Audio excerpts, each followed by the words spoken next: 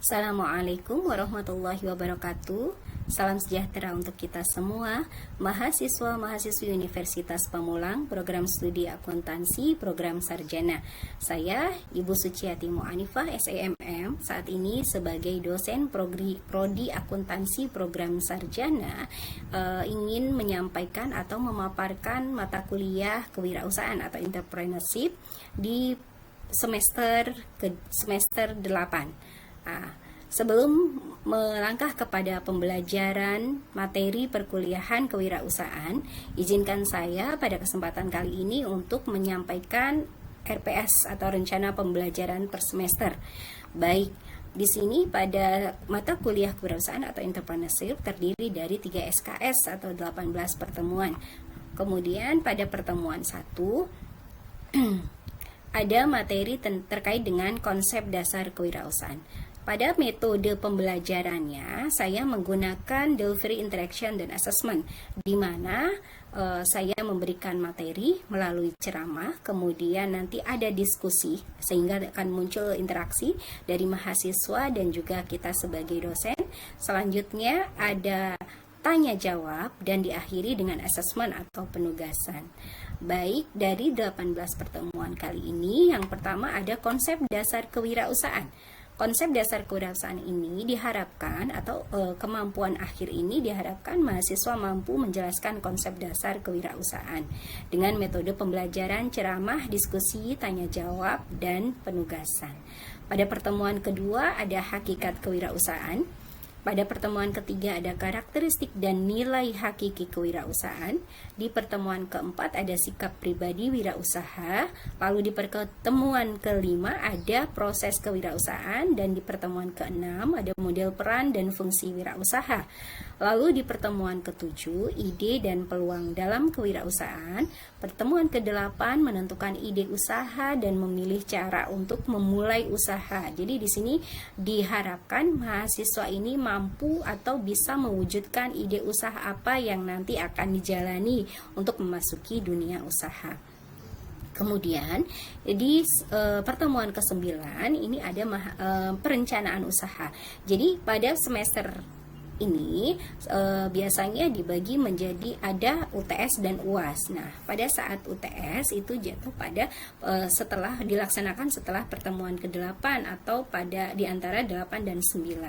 Lalu pada pertemuan ke-10 materi selanjutnya adalah pengelolaan keuangan dalam usaha. Jadi mahasiswa ini diharapkan tidak hanya menentukan, merencanakan, bahkan berinovasi saja, namun ketika berwirausaha juga mampu mengelola keuangannya dalam berwirausaha. Jadi keuangan ini, finansial ini sangat diutamakan sekali pada saat mahasiswa atau kita sebagai pelaku wirausaha.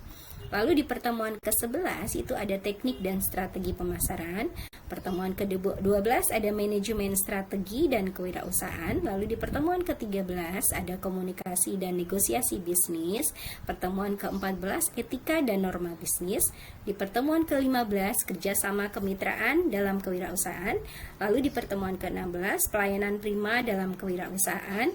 Di pertemuan 17 strategi bersaing dalam kewirausahaan, dan di pertemuan ke-18 adalah analisis bisnis dan studi kelayakan usaha.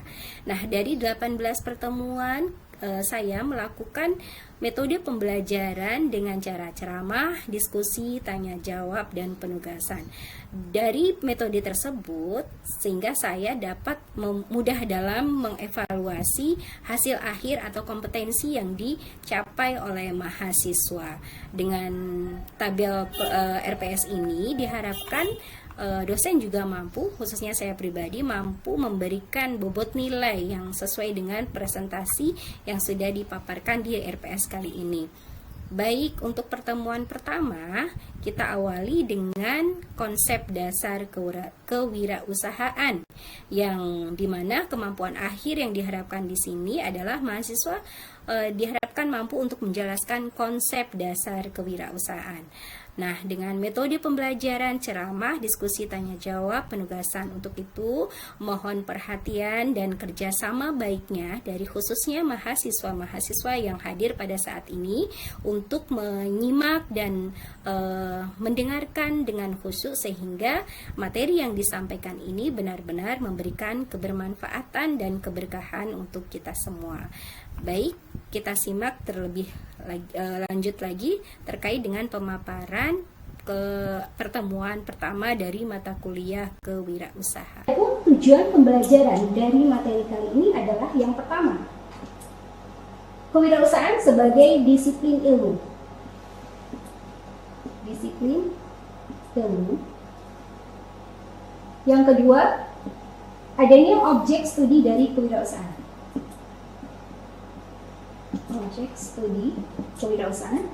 Kemudian yang ketiga, beberapa istilah atau pengertian-pengertian yang berkaitan dengan kewirausahaan. Untuk poin pertama, terkait dengan disiplin ilmu, kewirausahaan sebagai disiplin ilmu. Yang perlu kita ketahui bahwa saat ini kewirausahaan sangat berkembang, bahkan di berbagai bidang. Namun, yang awalnya memang kewirausahaan ini lebih cenderung pada bidang perdagangan saja, tetapi sekarang sudah lebih menuju pada kemampuan inti atau kompetensi inti yang berguna, yang gunanya adalah mencapai atau pembaharuan, kemudian kemajuan-kemajuan dalam menciptakan, dalam memajukan, memberikan kebutuhan, memenuhi kebutuhan masyarakat. Selanjutnya, pembaharuan dan kemajuan sehingga tidak hanya dapat digunakan sebagai kiat-kiat bisnis semata, tetapi juga untuk menciptakan peluang usaha maupun menuju kesejahteraan masyarakat. Pada dasarnya, kewirausahaan adalah disiplin ilmu, yang mana ilmu ini menjelaskan tentang adanya sikap, nilai, maupun kemampuan-kemampuan usaha untuk memenuhi kebutuhan orang lain melalui adanya keuntungan. Hal ini dilakukan guna menghadapi tantangan hidup agar dapat memenuhi kebutuhan lebih baik. Jadi adanya kewirausahaan sebagai dasar ilmu ini memberikan dua keuntungan. Keuntungan yang pertama didapat oleh konsumen, yang kedua didapat oleh pihak wirausaha itu sendiri. Dari pihak konsumen akan merasakan keuntungan dari terpenuhinya kebutuhan. Kemudian dari pihak wirausaha itu sendiri akan terpenuhinya adanya keuntungan atau laba dari segi usahanya. Baik, kemudian kewirausahaan saat ini telah diajarkan sebagai disiplin ilmu dengan didasari 3 unsur. Unsur yang pertama adalah kewirausahaan ini berisi tentang ilmu utuh atau nyata, yang mana ada beberapa teknik, konsep maupun pembelajarannya. Kemudian yang kedua, kewirausahaan memiliki konsep permulaan dan perkembangan yang memang tidak masuk dalam rangka pendidikan manajemen umum. Dan yang ketiga, kewirausahaan ini merupakan alat untuk menciptakan beberapa pemerataan usaha. Jadi dia menjadi lapangan usaha bagi para pengangguran maupun para tenaga kerja yang memang membutuhkan perkembangan dalam segi memenuhi kebutuhan hidupnya. Baik, untuk poin selanjutnya di sini saya akan menjelaskan adanya latar belakang dari pentingnya kewirausahaan. Kenapa kewirausahaan ini butuh tumbuh kembangkan? Antara lain alasannya adalah yang pertama, adanya tujuan negara sebagai peningkatan kesejahteraan. Yang awalnya memang pemerintah ini kita lebih terfokus pada mengembangkan ideologi maupun wilayah. Yang kedua, tuntutan kehidupan masyarakat. Tuntutan kehidupan ekonomi masyarakat yang semakin meningkat. Yang ketiga, sumber ekonomi yang dimiliki pemerintah sangat terbatas. Untuk itu, inilah 3 poin yang melatar belakangi bahwa kewirausahaan sangat perlu atau sangat penting untuk ditumbuh kembangkan. Baik, untuk poin yang kedua adalah objek studi. Objek studi dalam kewirausahaan. Yang mana objek studi ini pengertiannya adalah nilai-nilai atau kemampuan seseorang yang diwujudkan dalam bentuk perilaku. Nah, dari objek studi sendiri, kewirausahaan ini sangat dibutuhkan untuk memenuhi kesejahteraan rakyat. Adapun menurut Suparman Sumohamijaya meliputi 8 poin. Ya, dari objek studi tersebut ada 8 poin. Yang pertama adalah kemampuan dalam merumuskan tujuan atau kemampuan dalam merumuskan tujuan usahanya. Seorang wirausaha harus mampu merumuskan tujuan usahanya. Untuk apa sih dia mengembangkan usahanya? Untuk apa sih dia memulai usahanya? Nah, itu poin pertama dari objek studi kewirausahaan. Poin yang kedua, kemampuan dalam memotivasi diri. Ketika kita akan merintis suatu usaha tanpa adanya motivasi, maka akan sulit menjalankan usaha tersebut. Kemudian poin yang ketiga adalah kemampuan berinisiatif. Seorang wirausaha harus mampu dalam berinisiatif. Mungkin pada saat dia menghadapi segala risiko, kemudian dia harus bisa mengatasi segala permasalahannya sehingga muncullah inisiatif-inisiatif ketika menghadapi masalah tersebut. Oke, yang keempat adalah kemampuan berinovasi. Nah, selain wirausaha memiliki kreativitas, agar kreativitas itu tidak monoton, tidak membosankan, maka alangkah baiknya harus bisa berinovasi. Mungkin dari segi produk yang sudah diciptakan, kemudian diinovasi yang lebih baik lagi sehingga diterima oleh kalangan konsumen, maupun konsumen ini juga akan lebih merasa ada pembaharuan sehingga bisa menikmati produk tersebut. Oke, selanjutnya yang keempat, yang kelima, mampu dalam membentuk modal uang atau barang modal. Ya, dalam memulai usaha pasti harus diawali dengan adanya modal. Kemudian yang keenam, mengatur waktu dan membiasakan diri selalu tepat waktu. Poin keenam ini sangat penting bagi kita semua, walaupun kita bukan profesi dari wirausaha. Apapun profesinya, pasti hal inilah yang dapat mempengaruhi kemajuan diri kita. Karena apa? Ketika kita bisa mengatur waktu, maka waktu tidak akan bisa mengatur kita. Oke, selanjutnya yang ketujuh. Yang ketujuh ini adalah dilandasi oleh dasar-dasar keagamaan. Hal ini juga sama pentingnya dengan poin yang keenam. Karena apa? Ketika kita sudah dilandasi dengan dasar keagamaan, maka perasaan diri ini pasti akan sesuai dengan apa yang sudah diajarkan dalam agama kita. Contoh pada seorang muslim ya, seorang muslim ini harus menerapkan kejujuran. Kejujuran ini dasarnya adalah rasa takut diri kita untuk berbuat dosa. Nah, disinilah poin penting dalam kita berwirausaha. Kemudian yang kedelapan yaitu mampu mengambil hikmah dari pengalaman yang baik maupun pengalaman buruk. Pengalaman baik harus kita petik hikmahnya. Mungkin pada saat kita berwirausaha ada kalanya usaha kita naik. Nah, pada saat posisi naik kita harus bisa mengambil hikmah. Oh, bersyukur kita sudah mendapatkan kenaikan dalam bisnis kita. Kemudian pada saat posisi perusahaan wirausaha atau bisnisnya sedang dalam keadaan memburuk, nah, maka kita pun harus bisa mengambil hikmah dari pengalaman buruk tersebut. Satu contoh, mungkin belum saat ini rezeki rezeki tersebut untuk kita, mungkin bisa jadi ada rezeki dari sumber lain. Atau bahkan pengalaman buruk tersebut bisa kita ambil hikmahnya agar kita lebih tegar, lebih sabar dan lebih tangguh dalam menghadapi suatu permasalahan. Oke, kemudian poin yang ketiga. Poin ketiga ini adalah beberapa istilah, beberapa pengertian yang ada dalam bidang kewirausahaan atau yang terkait dengan bidang kewirausahaan. Nah, wirausaha sendiri terdiri dari 2 kata. Yang pertama, wira. Wira. Wira artinya unggul, utama, atau berani. Maka sikap seorang wirausaha ini biasanya lebih memiliki karakter berani. Karena itu tadi, wira. Wira itu memiliki kata unggul, memiliki arti unggul. Yang kedua, usaha. Nah, usaha adalah aktivitas untuk meraih sesuatu.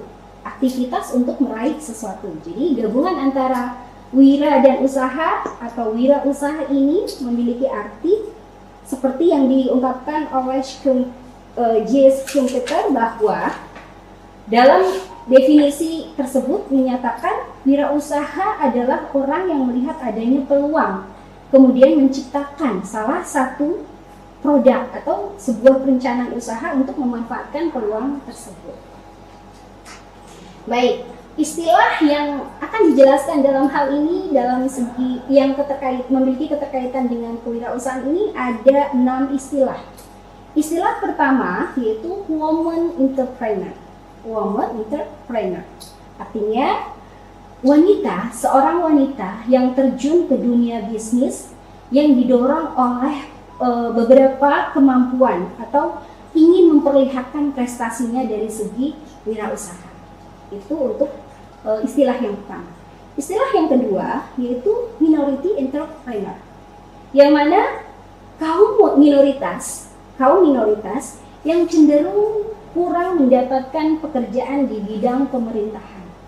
Ya, biasanya kenapa ketika ada pekerjaan di bidang pemerintahan mungkin lebih terlibat pada pendapatan ya.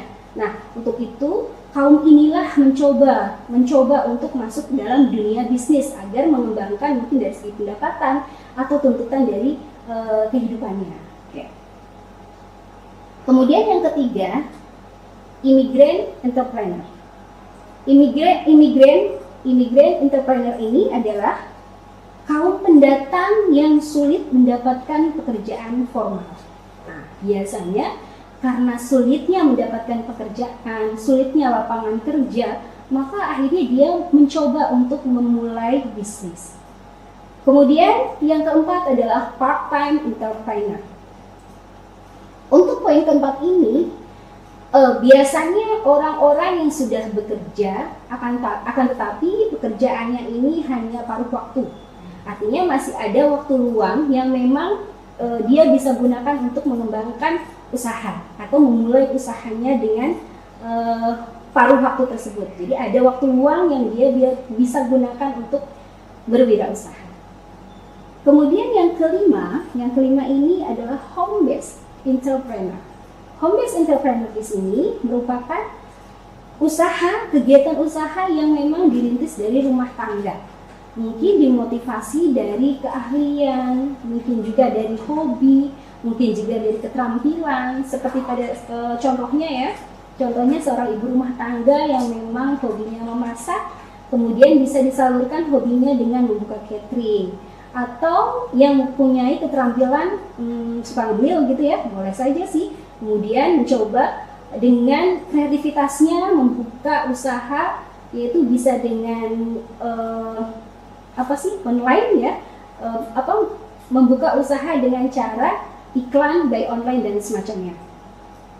Kemudian yang keenam adalah family entrepreneur, yaitu suatu keluarga yang membuka beberapa jenis dan cabang usaha. Artinya dalam satu keluarga ini memang benar-benar memiliki keahlian atau bakat di bidang kewirausahaan, kemudian hingga akhirnya membuka beberapa cabang yang dapat mengembangkan bisnisnya atau usahanya. Oke.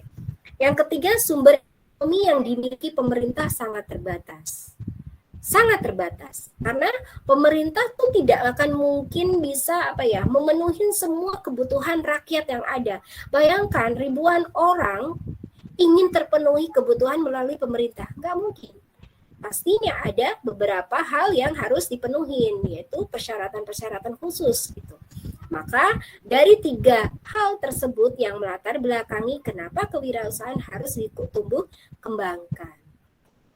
Oke, kemudian kewirausahaan ini pengertian dari kewirausahaan itu sendiri adalah semangat, sikap, perilaku, keberanian seseorang dalam menjalankan usaha dan atau kegiatan yang mengarah kepada upaya mencari, menciptakan, dan menerapkan cara kerja baru. Nah, ini tadi poin yang kenapa saya tanya, apakah profesi selain berdagang itu masuk kategori kewirausahaan?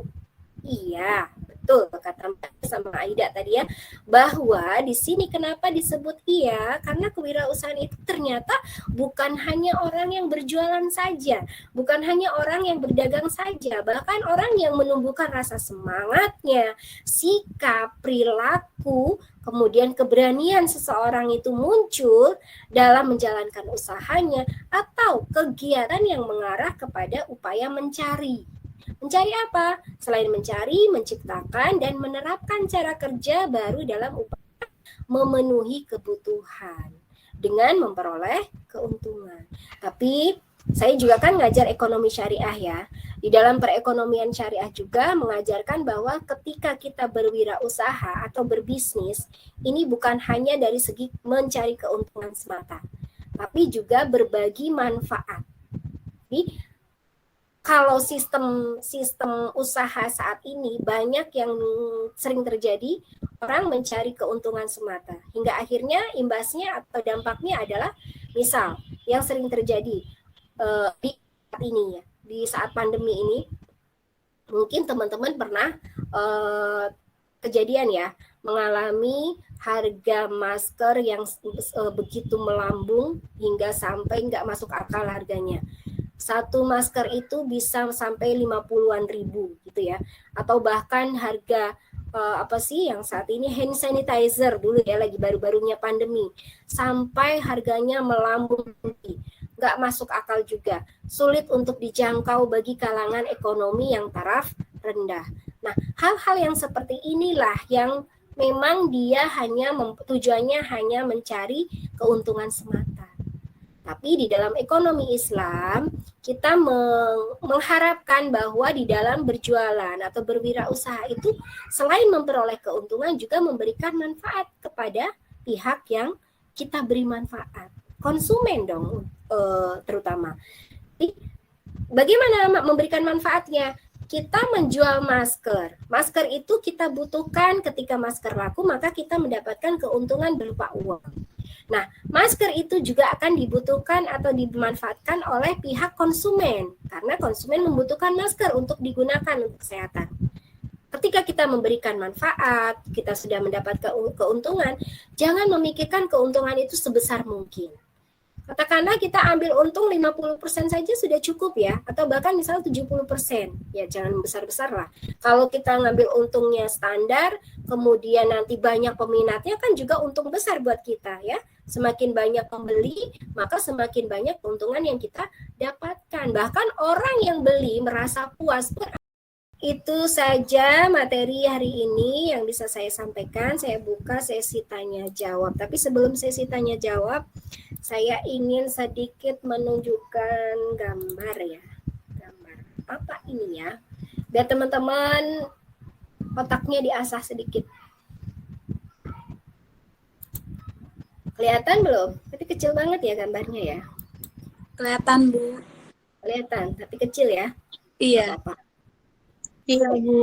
Nah, di sini ada gambar tulisan pengusaha, ada dua anak panah, kemudian ada tanda tanya yang digendong oleh seseorang. Ada yang bisa mengartikan? Pengusaha yang kuning, karyawan yang biru. Saskia boleh, Bu? Boleh, silakan Saskia. Jadi menurut Saskia dari gambar yang ada, itu kan ada seseorang yang sedang bingung gitu, bertanya-tanya sama dirinya sendiri, jalan mana yang bakal dia ambil, menjadi seorang karyawan atau seorang pengusaha. Tapi kalau misalnya itu tuh, gambar itu tuh kayak yang ngarah sama diri kita sendiri nih, kita mau jadi apa nih ke depannya, kita mau jadi pengusaha atau karyawan, kayak gitu. Kalau misalnya menurut Saskia, dari apa yang Saskia alami, kalau Saskia ada dalam posisi tersebut, Saskia memilih menjadi seorang pengusaha. Karena untuk menjadi seorang pengusaha itu mungkin resiko yang akan kita ambil ketika kita menjalaninya pertama kali, itu jauh lebih besar banget. Usaha yang dikeluarkan juga besar, tapi hasil yang akan kita dapatkan itu pasti kecil. Tapi kalau misalnya kita percaya bahwa tidak ada usaha yang mengkhianati hasil, akan ada titik temu di mana nanti usaha yang akan kita lakukan kecil, tapi hasil yang akan kita lakukan itu besar. Sedangkan menjadi karyawan, emang resiko yang didapat itu konstanta, kayak yang oh ya udah apapun resikonya kan ditanggung sama perusahaan, dan kita akan mendapatkan hasil yang kontinu konstanta tiap bulan. Jadi kayak yang nggak terlalu mikirin resiko. Cuma kan masa iya sih selamanya mau jadi karyawan terus? Emang kalau misalnya nanti saya udah tua, badan saya yang kecil ini akan terus sehat, akan terus kuat gitu. Masa nggak mau jadi kayak yang, masa mau ada di zona nyaman terus? Emang nggak bisa kayak yang mencoba hal baru untuk masa depan nanti. Kayak gitu, Bu. Sekian, terima kasih. Terima kasih Saskia, luar biasa, Masya Allah. Bagus ya, penyampaiannya tertata, kemudian ucapannya, lisannya itu lancar dalam mengucapkan. Baik, Saskia punya usaha atau bekerja? Ada, Bu, aku udah usaha sih, udah 4 dari semester awal. Oke, usahanya apa Saskia? Sama kayak yang Ibu, aku jalanin bisnis MLM. Oh gitu, MLM apa jenisnya? Ibu tahu Natura Word nggak? Natura Word. Natura Word, tahu. Iya. Produknya banyak dong dia. Iya, Natura Beauty Spray dia. Oke, baik, Masya Allah, mantap ya Saskia. Lanjutkan, itu sangat bagus. Mudah-mudahan nanti suatu ketika bisa sukses. Baik, dari beberapa materi atau poin-poin yang saya sampaikan ini, semoga bermanfaat terkait dengan mata kuliah kewirausahaan. Dan jika ada penyampaian yang kurang berkenan, sekali lagi saya ucapkan mohon maaf dan terima kasih. Semoga ilmu yang saya sampaikan bermanfaat. Terima kasih dari saya. Assalamualaikum warahmatullahi wabarakatuh.